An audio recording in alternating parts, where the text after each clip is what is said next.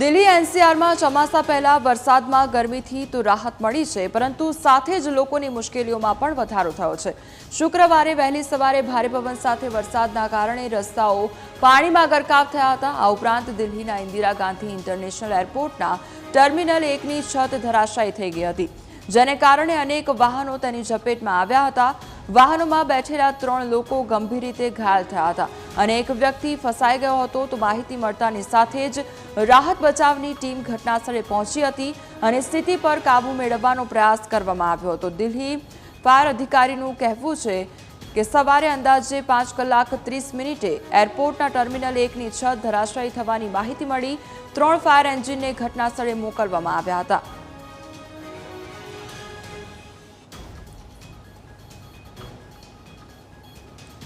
તો દિલ્હી એનસીઆરમાં ચોમાસા પહેલા વરસાદમાં ગરમીથી રાહત પ્રાપ્ત થઈ છે, પરંતુ સાથે જ લોકોની મુશ્કેલીઓમાં પણ વધારો થયો છે। શુક્રવારે વહેલી સવારે ભારે પવન સાથે વરસાદના કારણે રસ્તાઓ પાણીમાં ગરકાવ થયા હતા। તો આ ઉપરાંત દિલ્હીના ઇન્દિરા ગાંધી ઇન્ટરનેશનલ એરપોર્ટના ટર્મિનલ 1ની છત ધરાશાયી થઈ ગઈ હતી।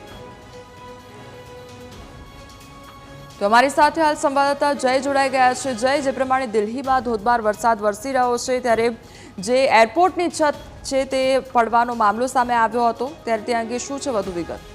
કોમલ, વાત કરવામાં આવે તો દેશની રાજધાની દિલ્હીમાં ગત રાત્રિથી વહેલી સવાર સુધી ભારે વરસાદ વરસી રહ્યો છે। ત્યારે ભારે વરસાદના કારણે દિલ્હીનું જે ઇન્દિરા ગાંધી એરપોર્ટ છે તેનું ટર્મિનલ 1 પર આવેલી જે છતનો ભાગ હતો તે ધરાશાયી થયો હતો અને ધરાશાયી થવાના કારણે નીચે એક કાર, ટેક્સી પાર્સિંગની કાર ઊભી હતી, તે કારને પણ નુકસાન પહોંચ્યું હતું। બીજી તરફ કહી શકાય કે 4 જેટલા લોકો ઈજાગ્રસ્ત થયા હતા અને અત્યારે 4 જે લોકો ઈજાગ્રસ્ત થયા હતા તે લોકોને સારવાર અર્થે હોસ્પિટલમાં ખસેડવામાં આવ્યા હતા।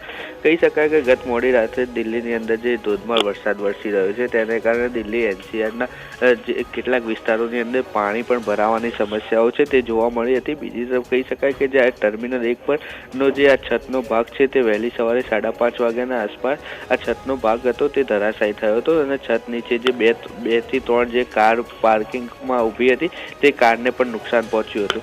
કહી શકાય કે દિલ્હી અને એનસીઆરના અનેક વિસ્તારોમાં ભારે વરસાદના કારણે નોઈડાના સેક્ટર 62 તેમજ 95 સહિતના અન્ય સેક્ટરોની અંદર પણ વરસાદી પાણી ભરાઈ ગયા હતા। ત્યારે બીજી તરફ કહી શકાય શાંતિપથ છે, મૂલચંદ ચોક, ગોવિંદપુરી વિસ્તાર સહિતના જે વિસ્તારો છે દિલ્હીના તેની અંદર પણ ઘૂંટણસમાં પાણી ભરાઈ ગયા હતા અને ઘૂંટણસમાં પાણી ભરાવાના કારણે વાહન ચાલકોને હાલાકીનો પણ સામનો કરવો પડી રહ્યો છે। ત્યારે કહી શકાય કે જે દિલ્હીનો મિન્ટો રોડ વિસ્તાર આવેલો છે તેની અંદર ભારે પાણી ભરાવાના કારણે એક કાર છે તે પાણીની અંદર ડૂબી ગઈ હોવાનું અત્યારે સામે આવી રહ્યું છે અને વાહન ચાલક હતો, જે કાર ચાલક હતો, તેનો આબાદ બચાવ પણ કરવામાં આવ્યો હતો।